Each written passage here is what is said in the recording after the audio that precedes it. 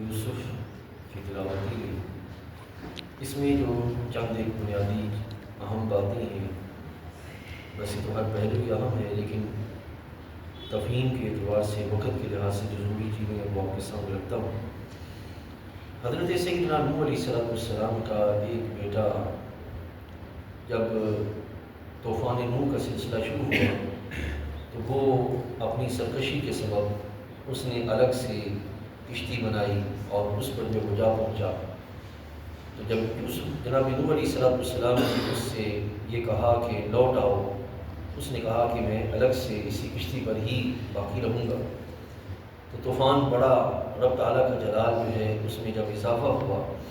تو حضرت نوح علیہ السلام نے اللہ کی بارگاہ میں التجا کی، اے اللہ یہ میرا بیٹا ہے، کیونکہ آپ باپ تھے اور شفقت پدری میں وہ غالب تھی، اس اعتبار سے آپ نے التجا کی۔ لیکن معزز حضرات یاد رکھیے گا کہ جب بھی جیسے ہم نے پیچھے کل بھی پڑھا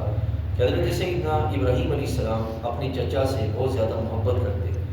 تو اسی محبت کی بنا پر انہوں نے چچا سے کہا کہ اے چچا میں آپ کے لیے ضرور دعا کروں گا، لیکن جب انہیں حقیقت سے آگاہ کر دیا گیا اور ان کے دعا ان کے حق میں جو ہے وہ قبول کرنے کا معاملہ انہوں نے اپنے آپ کو اس قابل نہ چھوڑا تو ان کو روک دیا گیا کہ آپ جو ہے ان کے بارے میں دعا نہ کریں۔ اسی طریقے سے نوح علیہ السلام کو بھی روک دیا گیا کہ آپ کا جو بیٹا ہے عمل غیر صالح، اس کا جو عمل ہے وہ صالح نہیں رہا۔ کیا مطلب؟ وہ ایمان پر نہیں رہا۔ ایمان پر نہ رہنے کے سبب نتیجہ یہ ہے کہ جب ایمان کیا تو پھر نسب بھی ضائع ہو گیا۔ ایمان چلا جائے تو نسب بھی ضائع ہو جاتا ہے، یعنی کہ نسب میں جتنا بھی شرف کیوں نہ باقی ہو وہ سارے کا سر ختم ہو جاتا ہے۔ اسی طریقے سے آج کے اس دور میں کہتے ہیں، علماء نے لکھا کہ اگر کوئی سادات میں سے ہے اور اس سے کفر صادر ہو جائے اور وہ کفر واقعی ہو، اس کے سبب اس کا نسب ضائع ہو جاتا ہے، یعنی کہ شرف جو سیادت ہے وہ ختم ہو جاتا ہے۔ یہ اتنا بھی وہ خطرناک معاملہ ہے کہ ایمان جائے تو سیادت بھی چلی جاتی ہے۔ ٹھیک ہے جناب؟ اس کے بعد اگلا جو پہلو ہے رکوع ہے، 2 سے 3 رکوع۔ ایک میں حضرت ہود علیہ السلام کا ذکر آیا اور ان کی قوم کے تذکرے آئے، دوسرے میں حضرت صالح علیہ السلام کا تذکرہ آیا کہ جس میں اللہ تعالیٰ جل وعلا نے ان کے لیے اونٹنی ایک نشانی کے طور پر جو وہ رکھی اور فرمایا گیا کہ تم نے جو اس اونٹنی کو تنگ نہیں کرنا، اگر اذیت ہوگی تو نقصان کھاؤ۔ انہوں نے اس کو اذیت دی تو بالآخر جو وہ انجام کیا ہوا کہ انہیں عذاب دیا گیا۔ پھر جو ہے وہ اگلے رکوع میں رب ذوالجلال جل وعلا جناب سیدنا ابراہیم علیہ السلام کی ایک جو ہے وہ خبر سناتا ہے کہ ابراہیم علیہ السلام کے ہاں فرشتے آئے، اور اصل وہ فرشتے آئے تھے لوط علیہ السلام کی قوم کی طرف، ان کی قوم کو جو ہے وہ سزا دینے کے لیے فرشتے آئے تھے، اور وہاں سے پہلے جو ہے وہ لوط علیہ السلام جو تھے حضرت ابراہیم علیہ السلام کے زمانے میں تھے۔ ایک طرف جو ابراہیم تھے، دوسری طرف جو جناب لوط علیہ السلام تھے، کیونکہ کئی دور جو ہے وہ ایسے گزرے ہیں کہ ایک وقت میں کئی انبیاء علیہ السلام دنیا میں موجود رہے ہیں۔ تو حضرت لوط علیہ السلام جو وہ آپ کے چچا زاد بھائی بھی تھے جناب ابراہیم علیہ السلام۔ تو یہ جو ابراہیم علیہ السلام کی طرف فرشتے آئے اور انہوں نے جناب ابراہیم علیہ السلام کو بشارت دی، بیٹے جناب اسحاق کی بشارت دی۔ تو بی بی صاحبہ جناب سارہ کھڑی تھی، وہ سن رہی تھی، تو جب بشارت دی گئی، اور وہ آئے اس وقت انسانی صورت میں تھی، جب بشارت دی گئی تو بی بی صاحبہ کہنے لگی کہ وامرأتہ قائمۃ فضحکت، وہ ہنسنے لگیں، مسکرانے لگیں، فبشرناہا باسحاق، اس بات پر کہ اسحاق کی جو خوشخبری دی گئی، تو آگے سے وہ کہنے لگی قالت یا ویلتا االد وانا عجوز وہذا بعلی شیخا، کہ میں اس بڑھاپے کی عمر میں جا پہنچی ہوں اور میرے جو خاوند ہیں وہ بزرگ ہو گئے ہیں، تو اب کیسے جو وہ اولاد ہو سکتی ہے؟ تو عزیز دوستو یاد رکھیے گا اللہ تعالیٰ جل وعلا کی قدرت اس طرح 2-3 معاملات میں ظاہر ہوئی ہے۔ ایک یعنی کہ بغیر ماں باپ کے حضرت آدم کو تخلیق کیا گیا، بغیر باپ کے جناب سیدنا جو ہے وہ عیسیٰ علیہ السلام کو تخلیق کیا گیا، ٹھیک ہے نا جی، اور بڑھاپے کی عمر کو جا کے کہ جب جو ہے وہ اولاد کا کوئی بھی جو ہے وہ صورت باقی نہیں رہی، اس میں ایک حضرت سیدنا یحییٰ علیہ السلام کو اور ایک جناب سیدنا اسحاق علیہ السلام کو جو پیدا کیا گیا۔ یہ اللہ تعالیٰ کی قدرت کے معاملات ہیں جو اس وقت جو ہے وہ ظاہر ہوئے۔ تو اس لحاظ سے خوشخبری دی گئی، قالوا اتعجبین من امر اللہ، کہ کیا اللہ کے حکم پہ جو وہ واجب کرتے ہیں، رحمت اللہ علیکم، یہ اللہ کی آپ پر رحمت ہے۔ ٹھیک ہے، تو اس لحاظ سے رب تعالیٰ جل وعلا نے، اور پھر ایسے ہی جناب لوط علیہ السلام کی طرف جو معاملہ ہوا اس کا بھی بیان فرمایا۔ اس کے اگلے رکوع میں رب تعالیٰ جل وعلا نے حضرت شعیب علیہ السلام کا جو کہ قوم مدین کی طرف آئے تھے ان کا تذکرہ ہے۔ معزز حاضرین، اس ساری بات کا خلاصہ یہ ہے کہ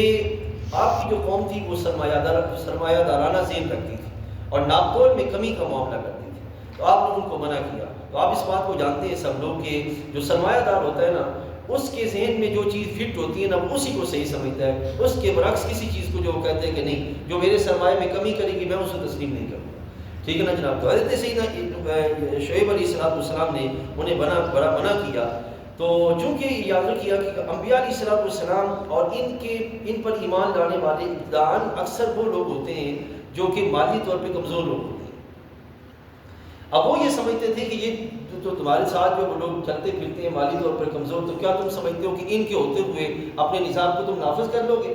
حالانکہ وہ ان کا مالی طور پر کمزور ہونا یہ اللہ تعالیٰ کی حکمت اور ان کے لیے آزمائش تھی۔ تو وہ اس آزمائش کو جو وہ نہ سمجھ سکے اور اپنی سرکشی کی وجہ سے وہ اپنی زندت پر جو اڑے رہے اور بالآخر جو وہ تباہی ان کا مقدر ہو گئی۔ بڑھتے ہیں جناب معزز حاضرین سورہ یوسف کی طرف، اور اس میں سے 3 پہلو آپ کے سامنے رکھتا ہوں۔ ایک یہ ہے کہ معزز حاضرین، اللہ تعالیٰ جب کسی کو عزتوں والے مقام عطا فرمانا چاہتا ہوتا ہے نا، اس کو آزمائش کے دور میں سے گزارتا ہے۔ حضرت یوسف کی پوری زندگی جو وہ آزمائش کی ہے، ٹھیک ہے۔ سب سے پہلی اور بڑی آزمائش تب آئی جب جناب یوسف علیہ السلام کو عزیز مصر کے ہاں ٹھہرنا پڑا، اور وہاں پر اس کی جو بیوی تھی وہ آپ پہ فریفتہ ہو گئی اور اس نے آپ کو برائی کی دعوت دی۔ لیکن یہ چونکہ اللہ تعالیٰ کے مقرر بندے تھے تو رب ذوالجلال جل وعلا نے ان کو اس کے شر سے بچایا۔ اور یہ یاد رکھیے گا، 2 چیزیں ہوتی ہیں، کبھی اللہ تعالیٰ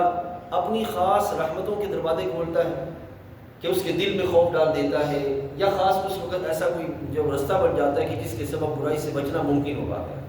ٹھیک ہے نا، یا یہ کہ جو وہ کوئی ایسا سلسلہ بن جاتا ہے کہ جس سے جو ہے وہ ان کے لیے آسانیوں کے رستے کھل جاتے ہیں۔ تو حضرت سیدنا یوسف علیہ السلام ان کے بارے میں اللہ فرماتا ہے لولا ان رأى برہان ربی، اگر اللہ تعالیٰ کی دلیل ان کے سامنے نہ آ گئی ہوتی تو حالات جو ہے وہ ناساز ہو جاتے۔ تو اللہ تعالیٰ نے ان پر جو رحمت کے دروازے کھولے اور ان کے لیے رستہ جو ہے وہ آسان کر دیا۔ تو جناب سیدنا یوسف علیہ السلام جو وہاں سے نکلے، اور اس طرح کے آپ جس مقام پر آپ کو لایا گیا تھا وہ اس سے آگے مین دروازے تک 7 دروازے تھے، اور حضرت یوسف علیہ السلام بھاگے، پیچھے سے اس نے پکڑا، تو آپ بھاگتے رہے یہاں تک کہ 7 دروازے اللہ کے فضل سے گزرتے گئے، اور جب 7ویں دروازے پہ پہنچے تو وہاں پہ عزیز مصر کھڑا تھا، ٹھیک ہے۔ تو اس کی جو بیوی تھی جو آپ پہ فریفتہ ہوئی، جس کا نام تھا زلیخا،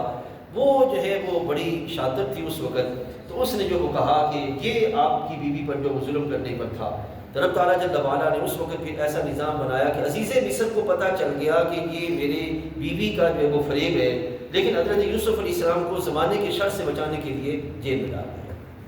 ٹھیک ہے نا۔ یہ یاد رکھیے گا، کیونکہ جو اللہ تعالیٰ کے مقرب بندے ہوتے ہیں، خاص طور پر انبیاء علیہ السلام، وہ اس طرح کے ہر طرح کے عیب سے پاک ہوتے ہیں۔ اللہ تعالیٰ ان کو نفس کی ہر طرح کی شرارت سے محفوظ رکھتا ہے اور اپنے کرم سے ان کو بچاتا ہے۔ پھر وہاں پر جیل میں آپ کو اللہ تعالیٰ نے پھر وہاں پہ بڑی کرم نوازیاں فرمائی۔ ایک کرم نوازی یہ ہوئی کہ وہاں کے جتنے بھی لوگ تھے، کیونکہ جو انبیاء ہوتے ہیں نا، یہ جہاں ایک طرف تبلیغ کا سلسلہ فرماتے ہیں نا، وہیں پہ جو دکھی انسانیت ہوتی ہے نا، اس کو جوڑنے کا کام کرتے ہیں، ان کے دلوں پر مرہم پٹی رکھتے ہیں، ان کے رویوں کو لحاظ سے، ان کے معاملات کے اعتبار سے۔ تو جناب یوسف کا وہاں پہ یہ معاملہ ہوا کہ سارے کے سارے جو کہتے تھے وہ آپ کے محبوب ہو گئے، ٹھیک ہے۔ ایک یہ کہ ہوا۔ دوسرا، اللہ تعالیٰ نے آپ کو چونکہ تعبیر کا علم عطا فرمایا تھا، خوابوں کی تعبیر کا علم عطا فرمایا تھا، ٹھیک ہے۔ تو وہاں پر یہ معاملہ ہوا کہ ایک قیدی تھا، اس کے لحاظ سے معاملہ بنا، آپ نے اس کو تعبیر بتائی، وہ باہر آیا، اور باہر آ کر اس وقت کے بادشاہ جو تھے اس کا جو وہ نائب ٹھہرا۔ تو پھر بادشاہ کو خواب آیا، تو یہ جب تعبیر بتا کر نکلے تھے ان کو، تو اس کو کہا گیا کہ وہاں پر جا کے بات کرنی ہے۔ لیکن یہاں یاد رکھیے گا، میں یہ بات عرض کروں، اللہ تعالیٰ کے جو مقرب بندے ہوتے ہیں نا، ان سے یہ بات بھی اللہ تعالیٰ قبول نہیں کرتا یا پسند نہیں فرماتا کہ یہ میرے علاوہ کسی اور کی بارگاہ میں اپنا دست دعا دراز کرے۔ تو چونکہ حضرت یوسف علیہ السلام یہ یاد رکھیے گا کہ آپ سے خطا ہوئی، گناہ نہیں ہے، خطا ہوئی، ٹھیک ہے۔ اس خطا کے سبب اب وہ بندہ جب باہر آیا تو بھول گیا کہ مجھے جناب یوسف نے کچھ فرمایا تھا۔ تو کچھ وقت بھولنے کے بعد پھر جب بادشاہ کو خواب آیا تو پھر اس کو خیال آیا کہ وہ ایک بندہ تھا اندر جو وہ بتاتا تھا اس وقت جو وہ اس نے کہا کہ ہاں یوسف ایھا الصدیق، یوسف صدیق وہاں پہ ہیں، میں ان کو لاتا ہوں، وہ تمہارے خوابوں کی تعبیر بتائیں۔ پھر جناب یوسف علیہ السلام کو لایا گیا، انہوں نے خواب کی تعبیر بتائی، تو اس وقت جناب یوسف علیہ السلام کو وزیر خزانہ مقرر کیا گیا، وزیر معیشت اور وزیر خزانہ۔ اس کے بعد وہ جناب یوسف علیہ السلام کو پھر آگے وہ سارا سلسلہ آتا ہے، یہاں تک کہ ان کے بھائی آتے ہیں اور وہ سارا سلسلہ یہاں یہ یاد کہ خود سوچئے بڑی مماثلت ہے ہمارے نبی علیہ السلام کی اور حضرت یوسف علیہ السلام کی مبارک زندگی کہ کس طرح ان کو جو مکہ مکرمہ سے محبوب علیہ السلام تشریف لے گئے، ایک طویل وقت جو ہے وہ سرکار باہر رہے، اور پھر وہاں سے محبوب کریم علیہ السلام فتح مکہ کے دن جو وہ واپس تشریف لائے مکہ مکرمہ۔ جس طرح جناب یوسف علیہ السلام نے اپنے بھائیوں کے درمیان اعلان کیا تھا نا، لا تثریب علیکم اليوم، آج تم پہ کوئی گرفت نہیں ہے، یغفر اللہ لکم، میں نے سب کو معاف کیا۔ اسی طریقے سے نبی کریم علیہ السلام نے فتح مکہ کے دن بھی فرمایا کہ آج میں وہی کہتا ہوں جو میرے بھائی یوسف نے کہا، لا تثریب علیکم اليوم، میں نے سب کو معاف کیا، یغفر اللہ لکم، اللہ تعالیٰ جل وعلا تمہاری بخشش فرمائے۔ اور پھر آخر میں جناب یوسف علیہ السلام کی وہ دعا ہے، پھر آپ کے وہ والدین آتے ہیں، اس وقت کیونکہ سجدہ تعظیمی جائز تھا، سارے کے سارے سجدہ تعظیمی کرتے ہیں، اور جب وہ والد بھی والدہ بھی 11 بھائی سارے کے سارے جو ہے وہ سجدے میں گر جاتے ہیں، تو پھر اس وقت کہتے ہیں کہ یہ ہے وہ تعبیر جو میں نے خواب دیکھا تھا، اور اس خواب کے کتنے عرصے کے بعد جو ہے وہ اس کی تعبیر سامنے آئی۔ بڑی مشکل سے ہوتا ہے چمن میں دیدہ پر پیدا، بڑے حالات جب گزرتے ہیں، اور اس کے بعد اس مقام پر پھر حضرت ابراہیم یوسف علیہ السلام نے اللہ کی بارگاہ میں دعا کی، انت ولی فی الدنیا والآخرہ توفنی مسلما والحقنی بالصالحین۔ ہم بھی یہ کہتے ہیں کہ اے اللہ تو ہی ہمارا کارساز ہے، اور ہمیں اس حال میں اٹھانا کہ ہمارا اسلام باقی رہے، اور بعد الوصال ہمارا ان میں الحاق کرنا جو کہ تیرے محبوب بندے ہیں۔ اللہ تعالیٰ سمجھ و عمل کی توفیق عطا